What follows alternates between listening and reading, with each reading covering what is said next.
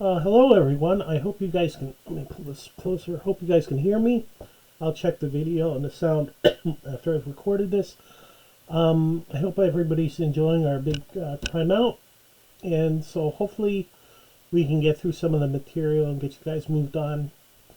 So the two chapters that we're going to be looking at next are chapter 6 and chapter 7. Chapter 6 has to deal with how you count the number of things in a set. And the way I want you to think of a set, and many of you have had this in high school, but I want you to think, those of you that have not, I want you to think of a set as a box, okay? And in the box, you put things, okay? So you can have pizzas in there, you can have sneakers, little toys, whatever. Most of the time, we're going to have numbers of things, though, inside there. And let me give you an example. Suppose I tell you that I have a set, a box, and it has positive integers that are less than 7. So all we do is we list out what's inside the box. Now sometimes that can be very difficult to do because things can get the number of things that can be in there can be very large. So what we do is we use curly braces here to denote that we're talking about a set, and we just list what's inside of there. So if it's a positive integer and it's less than 7, it means you're going from what? 1 to 6. That's what we mean by a set. If I take another example, suppose I take the set of positive integers. Now this time we're going to take even that are less than 7. All you do is ask what objects satisfy this particular criteria. And obviously you have to pick from here. And all you do is pick out the what? The even integers. And that's how we come up with sets. Notation, when you go to work on your homework, you're going to see that 2 is an element that's this funny looking epsilon symbol. And all this is saying is that 2 is an element of this. In other words, 2 is inside the box labeled B. And 2 is also in A as well. In fact, if we do the following, we create what's called a Venn diagram. Some of you may have seen this in high school. All a Venn diagram is the graphical representation of what's going on. So A has, that's this blob right here, has all the numbers between 1 and 6, but B picks out certain ones. So in other words, B may actually have other things in it, but we're just saying in this point that there's objects in B and there's objects in A, but notice that B, there's terms in here, and there's terms here that are not inside of here, okay? And that's going to become very important. What's going to happen is this is going to be called basically the intersection of the two sets. I haven't put anything in B, but just the one left.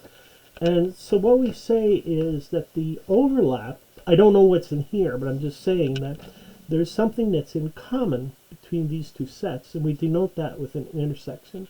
And so we just list what is in common to both of those. And that's all that means.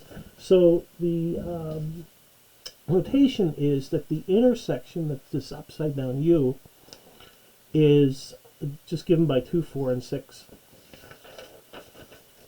Okay, let's get to the next page. Check that you can still see this okay. I'm going to pull that down a little. Okay, suppose I tell you now we have two sets. A has 2, 4, 5, 8, and 10. B has 3, 4, 5, 6, and 7.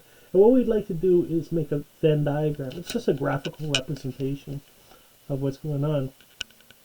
So what we're going to do is, it's usually a good idea when you draw these to ask yourself the question, what is the most restrictive case? That's the and. Okay? So I asked myself the question, 2 shows up here. Does it show up here? No.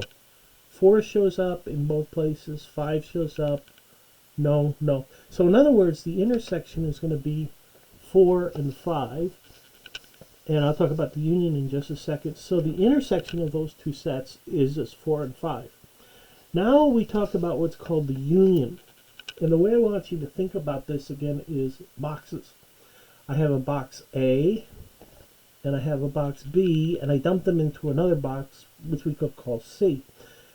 So what I do is I put a 2, a 3 in there, a 4, but I don't put a 4 twice. All I ask is, does a 4 show up in either one of these? If the answer is yes, you throw it in. Does a 5 show up? Yes. Don't double count. Does a 6 show up? Yes, once. Does a 7 show up? Yes, once. Etc. So what we do is we dump in everybody, but we do not double count. So I don't count 4 twice. So what we find is the intersection is 4, 5. The union, please don't double count, is 4 and 5. And now what we want to do is get a picture of that. So we start off with the most restrictive case, namely who is in the intersection of both of them. That's 4 and 5. Then what I do is I figure out, okay, who is in A but is not common to B, who's in B not common to A. And so what we do is we do the most restrictive first. So there's a 2, an 8, and a 10. So the entire set A would be 2, 4, 5, 8, and 10. But what we have is there's an intersection. We don't double count. And I put all the terms that are in A that are not common to B. Similarly, everybody that's in B not common to A. And that's how we come up with our intersection. Let's take another example. Suppose I take the set of all letters in the English alphabet. Now we're going to call this the universal set, because what we're thinking of is this is where we're going to be asking questions from. This could be, for example, all the students at UW-Whitewater. Okay, so we're restricting our questions to any letter in the English alphabet. And I create a set A, which is A, E, I, O, U. Forget about Y, I think is also possibly a vowel. Let's not worry about that. And so what I do is I just draw that. Here's my A. Now how does this set look like in, so now I have another set, B. And what I do is create it by taking just the first 9 letters of the alphabet. Okay, so if you list that out, there's your 9 letters.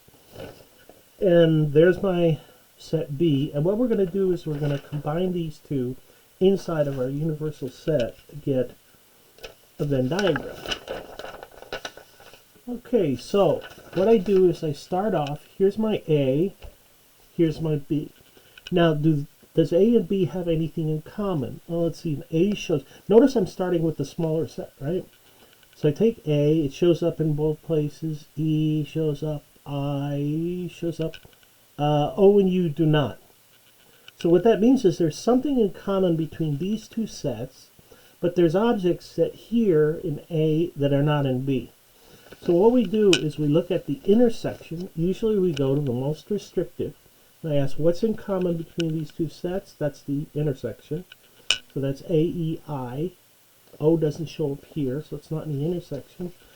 So if I draw my Venn diagram, the first thing I notice is that this is my most restrictive condition. A, E, I. And then I put, okay, so I've used up the A, the E, and the I. So O and U have to go what? Here and here.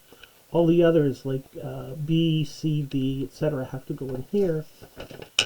So I said, okay, who's in A but not in B? And then I have to fill up what B is. I don't know if you guys can see that, okay? So then what I do is I just take what's in B that's not in A. Alright. Now what we do is we put this inside of, excuse me, let me fix this up a little. So now what we do is we put this inside of our Venn diagram.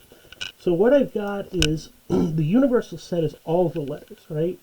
Now, P, for example, doesn't show up in either of these sets. So it's in the universal set, but it's not part of these. W is not in either one of these, so it's outside of those two. Now, you'll notice that I have described every single letter. It either shows up here, here, or possibly in the intersection. So those are my two sets. My intersection is nothing more than what's in common. My union, now, be careful, is these guys without double counting, right? So I've just listed them out. Notice no double counting. And I think that's the next thing. Okay.